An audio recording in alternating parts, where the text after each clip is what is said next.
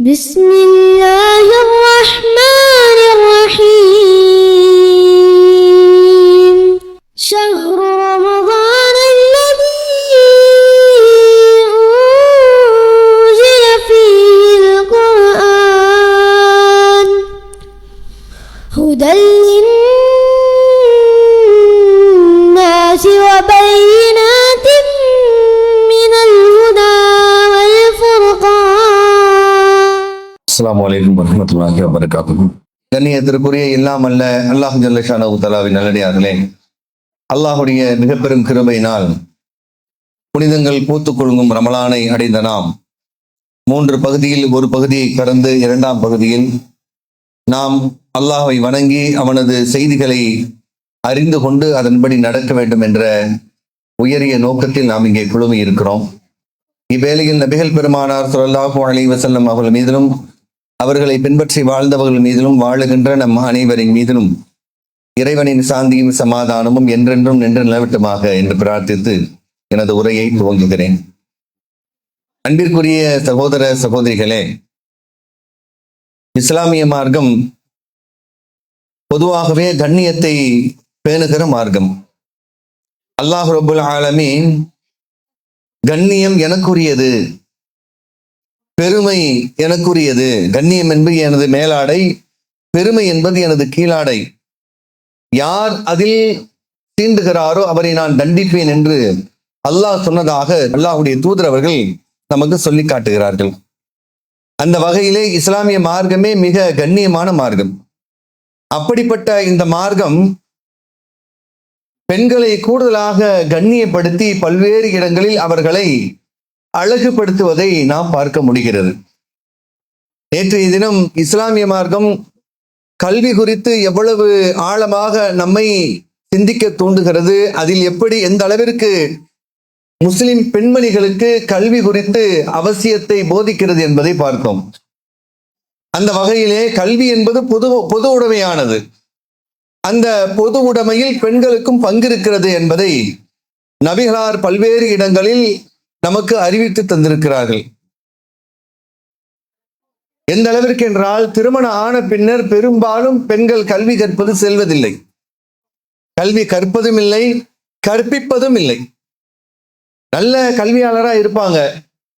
திருமணம் முடிஞ்சதுக்கு அப்புறம் நான் டியூஷன் எடுக்கலான்னு இருந்தேன், ஒரு இன்ஸ்டிடியூஷன் வைக்கலான்னு இருந்தேன், ஆனா என்னால முடியல, அதுக்கு குடும்பத்துல ஒத்துழைக்கல என்று சொல்லி பல பெண்கள் நல்ல புத்திசாலிகளான பெண்களாக இருந்த போதும் கூட தன்னுடைய அறிவை பிறருக்கு எடுத்து சொல்வதற்கான சூழல் திருமணத்திற்கு பின்பு பெரும்பாலும் அவர்களுக்கு கிடைப்பதில்லை. ஆனால் நபிகளார் காலத்திலே திருமணத்திற்கு பின்னர் அவர் கல்வி கற்றுக் கொடுக்க வேண்டும் என்று பல பெண்கள் இருந்திருக்கிறார்கள். அப்போ அல்லாஹுடைய தூதர் காலம் கடந்து அபூபக்கர் ரலியல்லாஹு அன்ஹு அவருடைய ஆட்சி போய் கொண்டிருக்கிறது. உமர் ரலியல்லாஹு அன்ஹு அவர்களும் அபூபக்கர் ரலியல்லாஹு அன்ஹு அவர்களும் நபிகள் பெருமானார் காலத்திலே என்னமோ 2 பேரும் கருத்து வேறுபாடு கொண்டே பயணிப்பதை போன்று தோன்றும். அவங்க இறந்த பிறகாக அபூபக்கர் ரலியல்லாஹு அன்ஹு அவர்களும் உமர் ரலியல்லாஹு அன்ஹு அவர்களும் என்ன செய்றாங்க, அடிக்கடி நபிகள் பெருமானார் ஒரு அம்மாவை போய் சந்திச்சுட்டு வருவாங்க. உம்மு ஐமன் அப்படிங்கிற ஒரு அம்மா, அவங்க வயசானவங்க, அவங்கள நாமளும் போய் சந்திப்போம், ரசூல்லா செஞ்சதையெல்லாம் தானும் செய்யணும்னு அவங்க விரும்பி செய்யறவங்க. அப்ப 2 பேரும் சேர்ந்து என்ன செய்யறாங்க, அவங்க உம்மு ஐமனை போய் சந்திப்போன்னு போறாங்க. அவங்க ரசூல்லாவோட வயசு மூத்தவங்க, ரொம்ப நீண்ட ஆயுளோட வாழ்றவங்க. அவங்கள போய் சந்திக்க ரசூல்லா ஒருத்தர் பிரத்யேகமா சந்திக்கிறாங்கன்னா நிச்சயமா அவங்ககிட்ட ஏதேனும் சிறப்பு இருக்கும் இல்லையா? அப்ப சிறப்பு இருக்குங்கிறதுக்காக இவங்க 2 பேரும் சந்திக்க போறாங்க. சந்திக்க போகும் பொழுது அவங்கள பார்த்து நலம் விசாரிச்சுட்டு, எப்படிமா இருக்கீங்க, உங்கள் தேவை என்ன போன்ற ஒரு ஆட்சியாளராகவும் ஒரு பொறுப்பாளராகவும் என்ன வேணுமோ கேட்கிறாங்க. கேட்டு முடிச்சு கொஞ்ச நேரத்துல அந்த அம்மா அழ ஆரம்பிக்கிறாங்க. ரசூலுல்லா இல்ல அப்படிங்கிற அந்த நினைவு வந்ததுக்கு அப்புறம் அல்லாஹ்வின் தூதர் நம்மிடம் இல்லையே என்கிற கவலை ஆட்கொண்டு அந்த அம்மா அழறாங்க. அப்போ உமர் ரலியல்லாஹு அன்ஹு அவர்கள் கேட்கிறாங்க, அம்மையாரே, அல்லாஹுடைய தூதர் நிம்மதியான இடத்துல தானே இருக்கிறாங்க, அல்லாஹ் கிட்ட தானே இருக்கிறாங்க, நம்ம ஏன் இவ்வளவு கவலைப்படக்கூடாது தானே என்று அறிவார்ந்த ஒரு ஆறுதலை உமர் ரலியல்லாஹு அன்ஹு அவர்கள் அந்த அம்மையாரிடம் சொல்ல, அந்த அம்மையாருடைய அறிவு கூர்மையை பாருங்கள். அது எனக்கும் தெரியும். ஆயினும் என்னுடைய கவலை நபிகளார் இறந்து விட்டதனால் வஹீ செய்தி நின்று விட்டதே. கல்வி கற்றுக்கொண்டே இருந்தேன், அந்த கல்வி நிறுத்தப்பட்டு விட்டதே, வஹீ தொடர்பு கட்டாகி விட்டது என்பதற்காக நான் அழுகிறேன் என்று சொன்ன மாத்திரத்திலே இருவரும் சேர்ந்து அழலானார்கள் என்ற செய்தியை நம்ம பார்க்கிறோம். அப்போ வயசு மூத்தவங்களா இருந்தாலும் அவங்களுடைய நோக்கம் எப்படி இருக்குது? என்ன வகி வருமோ அதை தொடர்ச்சியாக பெற்று அதை தன்னுடைய மனனமிட்டு வாழ்க்கையில் நடைமுறைப்படுத்துகிற ஒரு கல்வியாளராக இருந்திருக்கிறார்கள். அப்போ ஒரு குடும்ப பெண்ணாக இருந்த போதும் கூட கல்வி கற்பதற்கு இஸ்லாம் தடை விதிக்கவில்லை என்பதை இதிலிருந்து நம்மால் அறிந்து கொள்ள முடிகிறது. அதுபோல ஒரு நேரம் நபிகள் பெருமானார் ஒரு பிரயாணத்தின் போது திரும்பி ஊர் நோக்கி வந்து கொண்டிருக்கிறார்கள். அப்பொழுது ஜாபிர் ரலியல்லாஹு அன்ஹு அவர்கள் அப்படியே இருவரும் வாகனத்தில் வந்தபடியே பேசிக் கொண்டு வருகிறார்கள். அல்லாஹ்வின் தூதரே, என் வாகனம் இந்த ஒட்டகம் தண்ணி இறைக்கிறதுக்கான விவசாயத்துக்கு பயன்படுத்திட்டேன், வேகமாகவே போக மாட்டேங்குது. அந்த தண்ணியில்ட்டே பழகிடுச்சுல்ல. அப்போ அப்படி பழகிற ஒட்டகம் பாத்தீங்கன்னா, இந்த பாலைவனத்தை தண்ணி இருக்கிற ஒட்டகத்தை பாத்தீங்கன்னா கயிறு கட்டி கிணத்துல விட்டுருப்பாங்க. அப்படி இழுத்துக்கிட்டே ஒரு 50 மீட்டருக்கு மேல அப்படி போகும், அப்படியே ரிட்டர்ன் வரும். இப்படி ஸ்லோவா நடந்தே பழகின ஒட்டகம் வேகமா போக மாட்டேங்குது. ஆனா இவர் வேகமா போறது கொஞ்சம் ஏதோ ஆசைப்படுறாரு, வேகமா போக ஆசைப்படுறாரு, போக மாட்டேங்குது. அப்புறம் ரசூலுல்லாஹ் என்ன பண்றாங்க, என்ன என்ன என்ன காரணம், வேகமா போகணும்னு நினைக்கிறிய, என்ன காரணம்? அல்லாஹ்வின் தூதரே, நான் இப்பதான் மனம் முடிச்சேன், சமீபத்துலதான் திருமணம் முடிச்சேன். அப்படியா? பிக்ரன் அவ் சைபன், கன்னி பெண்ணையா அல்லது ஏற்கனவே வாழ்ந்து அனுபவம் உள்ள ஒரு விதவை பெண்ணையா அப்படின்னு நபிகள் கேட்கிறாங்க. அல்லாஹ்வின் தூதரே, நான் ஒரு ஏற்கனவே திருமணமான ஒரு அனுபவம் உள்ள ஒரு பெண்ணை தான் மணமுடித்தேன். என்ன காரணம் என்றால், உஹது போரில் என்னுடைய தந்தை அப்துல்லா கொல்லப்பட்டு விட்டார். அவருக்கு மேலும் சில பெண் பிள்ளைகள் உள்ளன, எனக்கு தங்கைமார்கள். அவர்களை அவர்களுக்கு கல்வி கற்றுக் கொடுக்கவும் அவர்களுக்கு ஒழுக்கத்தை போதிக்கவும் ஒரு அனுபவம் உள்ள ஆசிரியை போன்ற ஒரு பெண் தேவை. ஆகவேதான் நான் விதவை பெண்ணை நான் திருமணம் செய்து கொண்டேன். இப்ப இந்த இடத்துல 2 செய்தியை நம்ம பார்க்கிறோம் கல்வி குறித்து. அவர் திருமணம் செய்வதும் ஒரு கல்வி கற்ற ஒரு பெண்ணை, அவர் திருமணம் செய்த நோக்கமோ தன்னிடம் இருக்கிற தங்கைமார்கள் கல்வி கற்றுக்கொள்ள வேண்டும் என்பதற்காக. அப்ப இதுல என்ன நம்ம காலத்தை படி நம்ம புரிஞ்சுக்கிறதா இருந்தா, டியூஷன் எடுக்க நான் அனுமதிச்சிட்டேன் அப்படின்னு அர்த்தம். என் வீட்டு பிள்ளைங்களும் படிக்கணும், எனக்கு நான் திருமணம் முடிக்க போறவனும் படிச்சிருக்கணும். அதோட ஒழுக்க கல்வியும் சேர்த்து சொல்றாரு. வெறுமனே மார்க்க கல்வி உலக கல்வி அப்படின்னு இல்லாம 2ஐயும் சேர்த்து ஒழுக்க கல்வியும் போதிக்க வேண்டும், என் தங்கைமார்கள் படித்துக் கொள்ளவும் வேண்டும், ஒழுக்கத்தையும் பெற்றுக்கொள்ள வேண்டும் என்பதற்காக நான் திருமணம் முடித்தேன் என்று சொல்கிறார்கள் என்றால், அவர்கள் காலத்திலே எப்படி பெண்கள் பயிற்றுவிக்கப்பட்டிருக்கிறார்கள் பாருங்க. அப்ப கல்வி என்பது திருமணத்தினால் தடை செய்யப்படுவது இல்லை. கற்பதற்கும் அது வெறுமனே கல்லூரிக்கு போய் சென்ற அப்படிலாம் இல்லை. கல்லூரிக்கு போவதும் தடை இல்லை. அதற்கான சூழலை அமைத்துக் கொண்டு சென்று படிப்பதும் தவறில்லை. பாடசாலைகளுக்கு போவதும் தவறில்லை. பாடசாலைக்கு செல்லாமல் கற்றுக்கொள்ளும் இன்னைக்கு நிறைய சோர்ஸ் இருக்கு. எதை பத்தி தெரியணும்? கையில அற்புதமான ஆயுதம் இருக்கிறது. ஆனா அதை பெரும்பாலும் தவறாக பயன்படுத்துகிறோம். கல்வி கற்பதற்கு அவ்வளவு அற்புதமான ஆயுதம். கல்யாணம் ஆயிடுச்சு படிக்க கூடாது, தாராளமா படிக்கலாம். எவ்வளவு தொலைதூர கல்வி இருக்கு, அதையும் படிக்கலாம். அதை விடுங்க, கல்லூரி பட்டமே வேண்டாம், அதை பற்றி படிக்க கூடாது என்ற தடை இருக்கா என்ன? லைட்டுன்னா என்ன படிக்கலாம், இந்த ஃபேன் எப்படி சுத்துது படிக்கலாம், ஏசி எப்படி ஃபங்க்ஷன் ஆகுது தெரிஞ்சுக்க முடியாதா என்ன? பைக்கு எப்படி ஓடுது படிச்சுக்க முடியாதா என்ன? கண்ணுடைய பிக்சல் எவ்வளவு எப்படி பார்க்கிறோம், ஏன் இந்த பிரச்சனை வருது படிக்க முடியாதா என்ன? எதை பற்றியும் தெரிந்து கொள்ள முடியும். அப்படிப்பட்ட காலத்தில் இருக்கிறோம். ஆனால் கல்வி கற்பதில் நாம் ஆர்வம் காட்டுவது இல்லை. ஒரு ஸ்கூல் படிக்கிற வரைக்கும் தான் நமக்கு பிரச்சனை, ஒண்ணுமே புரியாம படிச்சோம். இந்த வயசுல இப்ப நல்லா புரியுது. இப்ப 10th எழுதுனா எவ்வளவு மார்க் எடுப்போம்? எவ்வளவு எடுப்பீங்க சொல்லுங்க பார்ப்போம். இப்ப போய் 10th எழுதுனா 90% மேல மார்க் எடுப்பேன், நான் எடுப்பேன். நீங்க எடுப்பீங்க எடுப்பீங்க. அப்ப எடுத்தீங்களா? இல்ல. ஏன்? இப்ப நமக்கு புரிய ஆரம்பிச்சிருச்சு. சைன் அப்படின்னா என்னடா சைன் தீட்டாங்கிறான், என்னடா திட்டுறது எழுதுறான். நாங்களாம் கிராமம். சைன் தீட்டா காசு திட்டாங்கிறான், டேன் திட்டாங்கிறான், என்னடா அது ஒண்ணுமே புரியல. இப்ப புரியுது. ஒளி அலையை அழைப்பதற்கு அதுதான் தேவை. Sine into cos equal to தீட்டான்னு டேன்னு சொல்லி இப்ப புரியுது. அப்ப ஒண்ணுமே புரியல, மனப்பாடம் ஓடிச்சு. அப்போ ஒரு வயது வரும் பொழுது நமக்கு இப்பொழுது எல்லாம் புரிகிறது. இப்போ படிக்கலாம். ஏன் படிக்கணும்னா ஸ்கூல் தான் போய் படிக்கணுமா? எனக்கு தோணும் போது எடுத்து படி. பெண்களுக்கு தடையா என்ன? நேரம் அவ்வளவு அழகான நேரங்கள். இயந்திரங்கள் இன்றைக்கு நமக்காக வேலை செய்கின்றன. நம்முடைய இயந்திரத்தை நாம் வேலை செய்வதற்கு இல்லை. அவ்வளவுதான் மேட்டரு. இப்போ அல்லாஹ்வுடைய தூதர் அவர்கள் திருமணம் என்பது ஒரு தடையாக பல சமூகத்திற்கு இருந்தாலும் இஸ்லாமியர்களுக்கு, இஸ்லாமிய குறிப்பாக பெண்களுக்கு இஸ்லாம் கல்வியை தடை விதிக்கவே இல்லை. குறிப்பாக பள்ளிக்கு வருவதை பொறுத்த அளவுக்கு உமர் ரலியல்லாஹு ஆட்சி காலத்துல பெண்கள் எல்லாம் பள்ளிக்கு வர்றாங்க.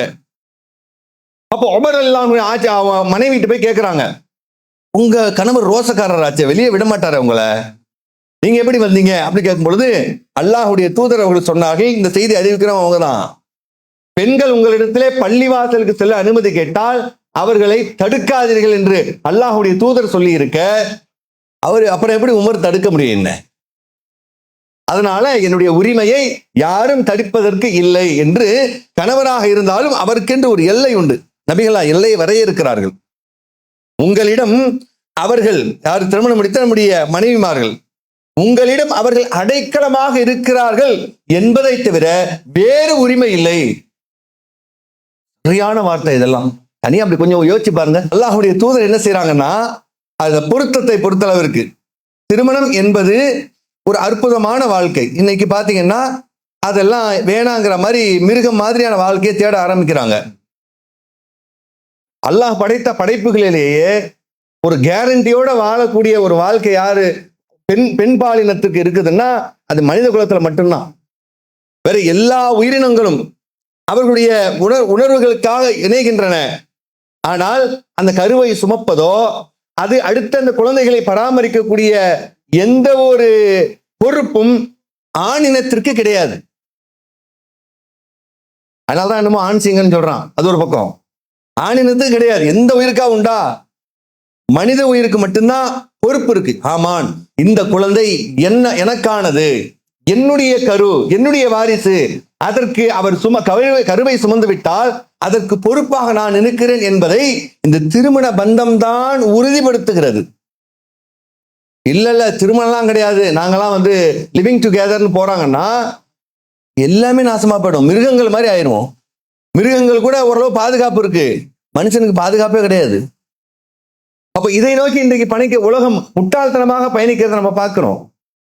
அதை கூட பாருங்க. இன்னைக்கு ஏற்கனவே ஒன்றிய அரசு பண்ண திட்டம் ரொம்ப காலத்துக்கு முன்னாடி என்ன பண்ணா, குழந்தைகளை குறைவாக பெற்றுக் கொள்ளுங்கள், குழந்தை வைக்காதீங்க, நாம் இருவர் நமக்கு இருவர்னு இருந்தது. அப்புறம் ஒருவராக்கி அந்த ஒண்ணு இப்ப வேணுமா வேணாமான்னு கேள்விக்குறியா போய் இப்ப அதுக்கும் வழி இல்லாம கருத்தரிப்பு மையம் எங்க பார்த்தாலும். அந்த கருத்தரிப்பு மையம், இந்த கருத்தரிப்பு மையம், அதுக்கு போயிட்டோம். நம்ம அங்கிட்டு போயிட்டு இருக்கோம். அந்த ஒண்ணுக்கும் வழி இல்லாம போயிடுச்சு. ஆனா வட மாநிலங்கள்ல எதையும் கண்டுக்கல. அவன் பாட்டு இயற்கையா வாழ்றான், இயற்கையா வாழ்றான். சாதாரணமா எப்பவும் போல குழந்தை பெற்றுக்கிட்டான். இப்ப வைக்கிறான் பாருங்க ட்விஸ்ட். என்ன பண்றான்? மக்கள் தொகை அடிப்படையில நாங்க தொகுதிய மறுவரையறை செய்ய போகிறோம். என்னவாகும்? வட மாநிலங்கள்ல அதிக மக்கள் தொகை இருக்கிறதுனால அதிகமான பிரதிநிதித்துவம், நிறைய எம்பி எம்எல்ஏஸ் வருவாங்க. இங்க தென் மாநிலங்களை குறிப்பா தமிழ்நாட்டுல 39 இன்னும் கொஞ்சம் குறைஞ்சாலும் குறைஞ்சிரும். அப்ப என்னவாகும்? நம்முடைய பிரதிநிதித்துவம் அங்க குறையும். இப்ப 40 சீட்டு இருக்கிறதுனாலதான் மேல ஓரளவாவது நமக்கு வாய்ஸ் இருக்கு. இப்ப என்ன ஆச்சு? அதையும் பிடுங்க பாக்குறோம். எதை வச்சு? குழந்தைகளை வைத்து, குழந்தை பேரை வைத்து. இப்ப ஆந்திராவில் என்ன சொல்ற, சந்திரபாபு நாயுடு என்ன சொல்றாரு? இஷ்டத்துக்கு குழந்தை பெற்றுங்க இப்ப ஆரம்பிக்கிறாரு. இன்னைக்கு போட்டு நாளைக்கு அறுவடையா பண்றது? எப்படியும் 15-20 வருஷம் ஆகும். குறைந்தபட்சம் ஒரு 15 வருடத்தை நம்ம கடக்கணும். அதனாலதான் 10 வருஷத்துக்கு ஒரு முறை கணக்கெடுப்பாங்க.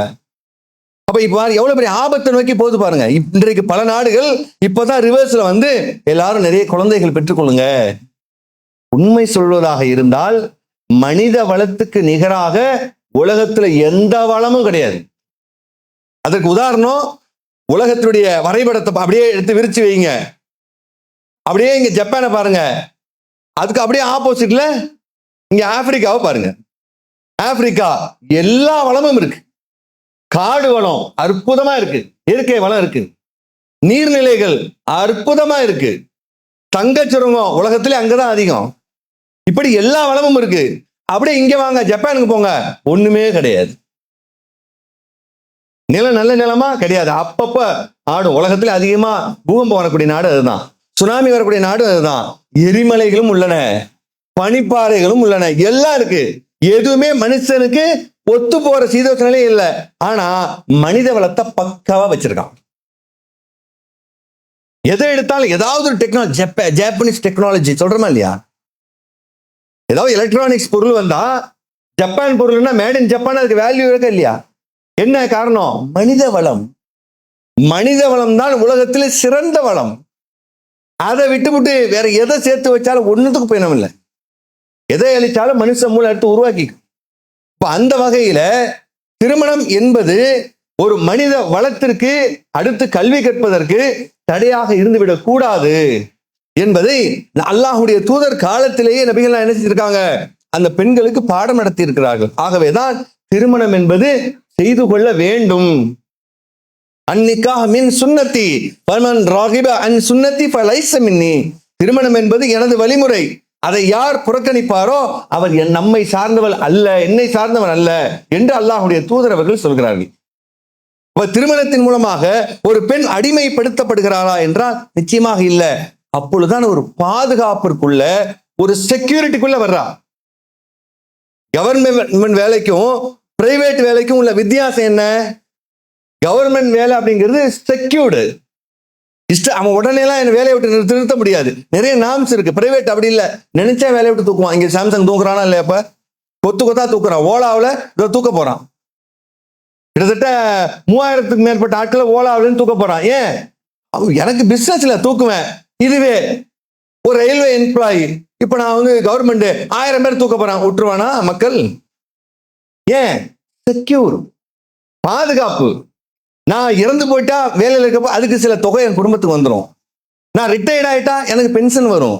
நான் மவுத் ஆயிட்டா என்னுடைய மனைவிக்கு அதுல இருந்து ஒரு பாதி வரும் என்கிற ஒரு நல்ல செக்யூர் இருக்கிற மாதிரி ஒரு பெண் ஒரு ஆணோடு இணைந்து வாழ வேண்டும் என்றால் திருமணம் அவசியம். அதைத்தான் பாதுகாப்பு என்று இஸ்லாம் பெண்ணை கண்ணியப்படுத்துகிறது. ஆனால் உலகம் என்ன செய்கிறது? லிவிங் டுகெதர் என்கிற ஒரு நாசத்தை நோக்கி இன்றைக்கு உலகம் பயணிக்கிறது என்றால், குறிப்பாக இளந்தலைமுறை அதை ஆதரிக்கிறது என்றால், உங்களுக்கு நீங்களே பள்ளம் பறித்துக் கொள்கிறீர்கள். பாதுகாப்பற்ற ஆண்கள் உங்களை சூறையாடுவதற்கு நீங்களே உங்களுக்கு நீங்களே வேட்டு வைத்துக் கொள்கிறீர்கள் என்பதை புரிந்து கொள்ள வேண்டும். இஸ்லாம் ஆகவேதான் திருமணம் தான் உங்களுக்கு பாதுகாப்பு. அந்த அந்த அந்த முறையை சரிப்படுத்திக் கொள்ளுங்கள். அதற்கான பிடி உங்கள் கையில்.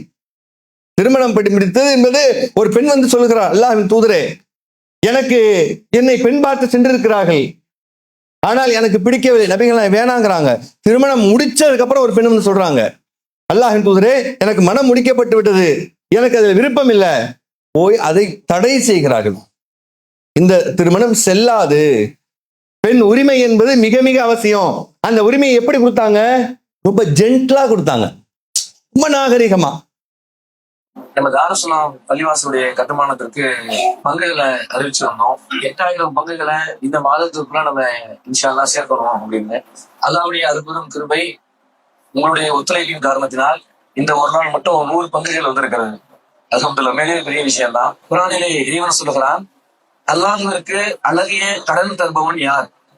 அதை இறைவன் அவருக்கு திரும்பி பல மடங்காக தருகிறோம். அதே மாதிரி நபிகளார் குறிப்பிடுகிறார்கள், இந்த பொருளாதாரத்தையும் வலது கையில் வாங்கி இடது கரத்தால் மூடி எப்படி அந்த குட்டியை வளர்ப்பதற்கு தாய் மெனக்கெடுகிறதோ அதை போன்று அல்லாஹ் அதை அப்படியே வளர்த்து நாளை மறுமையில் திரும்பி தரப்போகிறார். இன்னும் நம்முடைய பொருளாதாரத்தை இந்த மாதத்தில் இறைவனையில் செலவிடுங்கள். அதில் குறிப்பாக தாருசுலாத்தை கருத்தில் எடுத்துக்கொண்டு உங்களது பொருளாதாரத்தை அதிகம் அதில் உதவிடுங்கள். உங்கள் அஸ்னான் மல்டி ஸ்பெஷாலிட்டி பல் மருத்துவமனை. பல் மற்றும் வாய் சம்பந்தப்பட்ட அனைத்து விதமான நோய்களுக்கும் எங்களிடம் சிறப்பு சிகிச்சை அளிக்கப்படும். அஸ்னான் மல்டி ஸ்பெஷாலிட்டி பல் மருத்துவமனை, கலெக்டர் அலுவலகம் அருகில், நாகர்கோவில். நீங்கள் அனாதை குழந்தைகளை ஆதரிக்க விரும்புகிறீர்களா? தந்தை இழந்து தரமான உணவின்றி, நல்ல உடைகளின்றி, சரியான வழிகாட்டுதலின்றி அனாதைகளாக வாழும் இந்த குழந்தைகளுக்கு உதவும் கரங்கள் தான் தாருல் இல்ம் உதவும் கரங்கள். அல்லாவின் உதவியால் 2010 10 குழந்தைகள் என்று ஆரம்பிக்கப்பட்ட இந்த உதவும் கரங்கள் சமூகத்தில் கவனிப்பாரற்று அதிகரித்து வரும் அனாதை குழந்தைகளை கருத்தில் கொண்டு தற்போது 160 குழந்தைகளுக்கு மேல் பொறுப்படுத்தி செயல்பட்டு வருகிறது. இவர்களின் கண்ணீரை துடைத்திட நீங்கள் தாராளமாக உதவுங்கள். உங்கள் ஜகாத் மற்றும் சதக்காவை அனுப்ப வேண்டிய முகவரி தாருல் இல்ம், நம்பர் 64, பார்த்தசாரை தெரு, பழைய வண்ணாரப்பேட்டை, சென்னை 21. வெப்சைட் தாருல் இல்ம் hh.com. தொடர்புக்கு 9840725020 9600055060.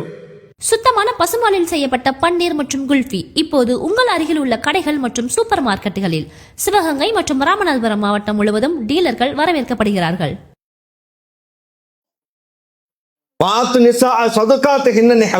திருமணம் செய்வதாக இருந்தால் மணக்கொடைகளை தாராளமாக கொடுத்து விடுங்கள், குர்ஆன் சொல்கிறது. சொல்லிட்டு அடுத்த வரிதான் இன்னுமே சூப்பருங்க. அவர்களாக உங்களுக்கு ஏதேனும் விட்டு கொடுத்தால் அதை பெற்று நீங்கள் உண்ணுவதில் உங்களுக்கு தவறில்லை. எப்படி பாருங்க, அவளுக்கு ஆர்டர், சொல்லி எவ்வளவு வேணாலும் வாங்கிக்க, நீனா ஏதாவது வாங்கிக்க. எப்படி நம்ம ஆணை எப்படி சொல்லிட்டு பாத்துக்கங்க. அவளாக ஏதேனும் உங்களுக்கு விட்டு தந்தால், இந்தா பொழைச்சு போன்னு கொடுத்தா அதில் வாங்கிக் கொள்வதில் ஒன்றும் குத்தம் இல்லை, போய் வாங்கிப்போ.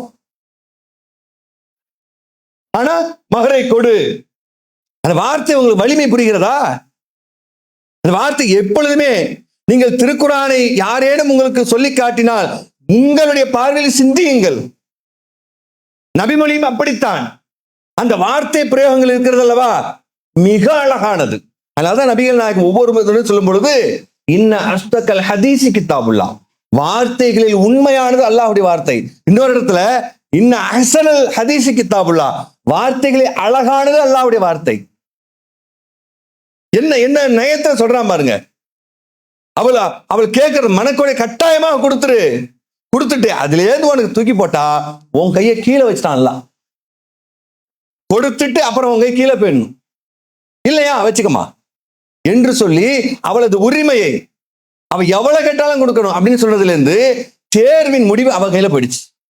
ஒரு பெண்ணை பார்க்கிறோம், அவளுக்கு பிடிக்கவில்லை, ஒரு பேச்சுக்கு பிடிக்கவில்லை. அப்ப அவன் என்ன செய்யலாம், இவனை வேணான்னு சொன்னா கஷ்டப்படுவாங்க, போய் லெட்டர் போடுறங்கிறதுல அப்போ. இப்ப லெட்டர் எல்லாம் போட முடியாது உடனே. அப்ப என்ன பண்ணலாம், எனக்கு ஒரு 250 கோடி ரூபாய் வேணும், அதுக்கு நீ வேணாம்னே சொல்லிடலாமேம்மா அப்படிமாங்க. 250 கோடி டீசெண்டா சொல்லிட்டேன், அவ்வளவுதான், முடிஞ்சில்ல, பிடிச்சிருச்சு. அப்ப அவங்க இறங்கி வரலாம்.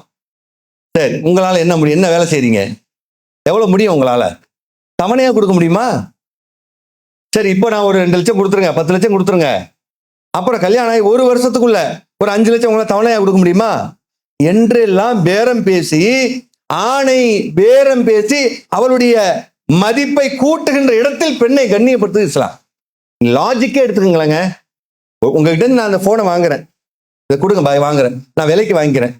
இப்ப நான் என்ன செய்யுதேன், நான் யூஸ் பண்ண போறேன், வாங்கிட்டேன், நான் தான் யூஸ் பண்ணுவேன். ஏன் சிம்ம போட போறேன், ஏன் நெட்வொர்க் வரப்போகுது, என்னுடைய ஃபேஸ்புக் வாட்ஸ்அப் நான் யூஸ் பண்ண போறேன், நான் போன் பண்ண போறேன்.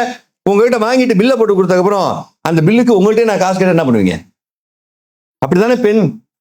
ஒரு பெண்ணை மடம் முடிக்கிறோம், அவள் நமது கருவை சுமக்க இருக்கிறாள், நமக்காக சமைக்க இருக்கிறாள், நம்முடைய வாரிசுகளை வளர்த்தெடுக்க உதவ போகிறாள், நமக்கு பக்கபலமாக இருக்க போகிறாள்.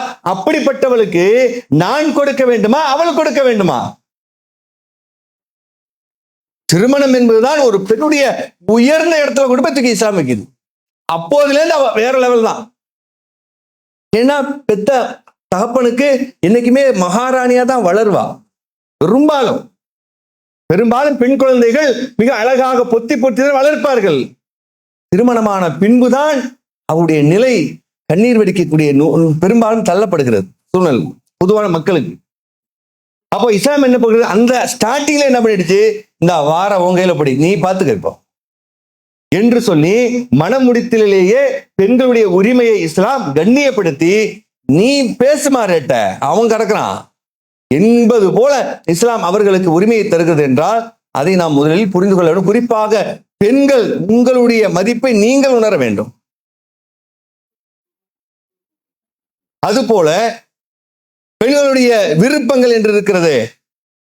அவங்க வேணாம்னு சொன்னா வேணாம் தான், அவங்க வேணும்னா வேணும் தான். நாம ஒரு ஆண் என்ன செய்யணும்? தலா கொடுக்கறதா இருந்தா காரணம் சொல்லணும். ஒரு ஆண் தலா கேட்க விட்டு வர்றாரு, காரணம் சொல்லணும். ஏன் அவளை பிடிக்கல, ஏன் வேணாம் சொல்லு. சொல்லிட்டு அதுக்கு அடுத்தது கொடுத்த மகரை வாங்கக்கூடாது.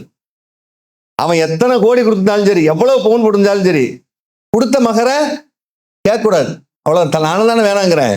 வேற அது இல்லாம அவங்க ஏதாவது விண்ணப்பம் வச்சா, இல்ல நான் பாதிக்கப்பட்டிருக்கிறேன், எனக்கு இது மாதிரி ஈட்டு தொகை இருந்தா அழகிய முறையில் நீங்கள் கொடுத்து விடுங்கள்னு இஸ்லாம் சொல்லுது.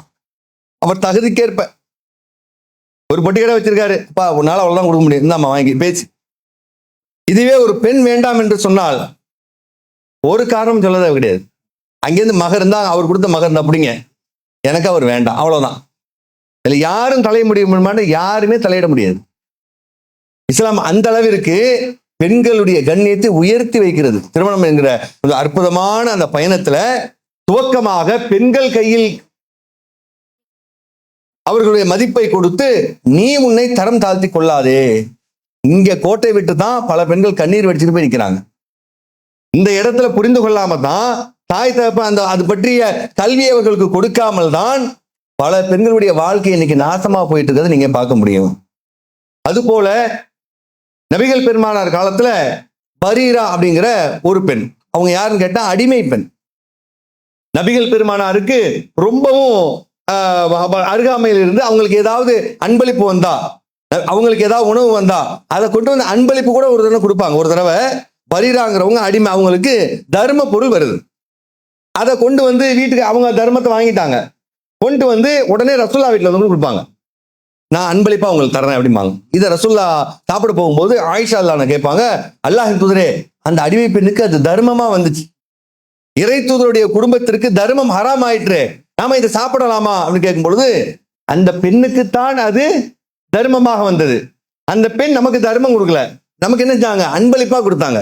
அப்போ நம்ம தாராளமா சாப்பிடலாம் என்று நபிகள் நான் என்ன செய்யறாங்க? அதை உண்கிறார்கள். இப்படிப்பட்ட அந்த பெண் அந்த அளவிற்கு குடும்பத்தோடு நெருக்கமாக இறை தூதர் என்ற முறையிலும் உயர்ந்த இடத்தில் நபிகள் பெருமானார் இருக்கிறார். அப்படிப்பட்ட நபிகள் பெருமானார் பரீராவுடைய கணவர் முகீஸ் அவங்க வேணான்ட்டாங்க, எனக்கு திருமண விலக்கு வேண்டும், இவரை எனக்கு பிடிக்கவில்லை. முகீஸ் பைத்தியமா திரிகிறார். அந்த அம்மா ரொம்ப பிடிக்கும் போல் இருக்கு. ஏதோ மனுஷங்கிற அடிப்படையில் தவறு இருந்திருக்கலாம், அது பற்றிய தெளிவு நமக்கு தேவையும் இல்லை, அதுலயும் இல்லை, செய்தியிலும் இல்லை. பைத்தியமா திரிகிறார் மதினாவுல. அதை பார்த்து ரசூலுல்லாஹ்வுக்கு மனசை இறங்கிடுச்சு. என்ன ஏமா கொஞ்சம் கன்சிடர் பண்ணம்மா, கருத்துல கொள்ளம்மா, ஏதாவது சேர்ந்து வாடுறதுக்கு வாய்ப்பு இருக்குதா? அந்த அம்மாவுடைய புத்தி கூர்மையை பாருங்க, அடிமை பெண்ணுக்கு இருந்த உரிமையை பாருங்க. அல்லாஹ்வின் தூதரே, இது வஹீயின் அடிப்படையில் சொல்கிறீர்களா அல்லது ஒரு சாதாரணமாக நட்பின் அடிப்படையில் சொல்கிறீர்களா? இல்லம்மா வஹீலாம் இல்ல, சும்மா ஏன் கருத்து. அப்ப நான் ஏற்க முடியாது. எவ்வளவு பெரிய உரிமை பார்த்தீங்களா? இதை முதல்ல நாம ஒழுங்கா புரிஞ்சு வச்சிருக்கிறோமா? தவறா நிறைய மனு வருது, அது ஒரு பக்கம். நாங்க அதையும் அனுபவிக்கிறோம். டக்குன்னு ஆகும்னா ஆகலாம், அதுவும் தப்பு. இஸ்லாம் எங்களுக்கு வழங்கி இருக்கு, ஓகே, சிந்திக்க வேண்டும். அந்த தப்பையும் செஞ்சக்கூடாது, அதையும் பண்றாங்க சில பேர். அப்போ நபிகள் என்ன செய்யறாங்க? அவர் அல்லாஹ்வுடைய தூதராக இருந்த போதும், நாட்டுடைய ஜனாதிபதியாக இருந்த பொழுதும், தன்னுடைய குடும்பத்திற்கு அருகாமையில் நெருக்கமாக இருந்த பொழுதும், எதுவாக இருக்கட்டும், பெண் உரிமை என்று வரும் பொழுது இறை தூதருக்கே அங்கே இடம் இல்லை என்பதை அந்த பெண் புரிந்து வைத்திருந்தார் என்று சொன்னால் நாம எங்க இருக்கிறோம்? பெண்ணை எங்க குடும்ப இஸ்லாம் வச்சிருக்கு பாருங்க. அதே போல திருமணம் ஆன பின்பாக ஒரு மனைவி என்பவள் மிகவும் அன்பிற்குரியவள், அன்பை பரிமாறணும். இன்னைக்கு பெரும்பாலும் பாத்தீங்கன்னா அந்த மாதிரியாக ஒரு ஒரு அந்நியுனிமே இன்னைக்கு பெரும்பாலான நபர்களுக்கு இல்லை. ஒரு 50% இருந்தாங்கன்னா ஒரு 50% அந்நியுன்யமே கிடையாது. இத இன்னும் சொல்றதா இருந்தா ஆண்களுடைய அம்மாக்கள் ஏற்றுக்கொள்றதே கிடையாது. அது ஒரு பெரிய பிரச்சனை. இப்ப நம்ம அம்மா இருக்காங்கன்னு வைங்களேன், நம்ம தங்கச்சி இருந்தா தங்கச்சி போய் அவங்களுடைய வீட்டுக்காரோட போய் பேசுமா அப்படின்னு அனுப்பி விட்டுருவாங்க. இது ஒரு ஆண் மகனா இருந்தா மருமகள் என்ன செய்ய மாட்டாங்க, போய் பேசிக்கிட்டு இருக்கீங்கம்மா, ஏதோ தேவைன்னா வாங்கி அதை ஒத்துக்க மாட்டாங்க. ஏன்னா அப்படியே வளர்ந்ததுனால எங்க நம்மள்ட்ட இருந்து பிரிச்சுட்டு போயிடுவாளோ. இப்ப இந்த இடத்துலதான் ஆண்களுடைய ஸ்டடி சரியில்லை, படிப்பு. ஆண்கள் சரியா படிக்கிறது இல்லை. எதை எப்படி கையாள வேண்டும், எதை எப்படி செய்ய வேண்டும் என்கிற புரிதல் இன்றைக்கு பெரும்பாலான ஆண்களுக்கு இல்லை.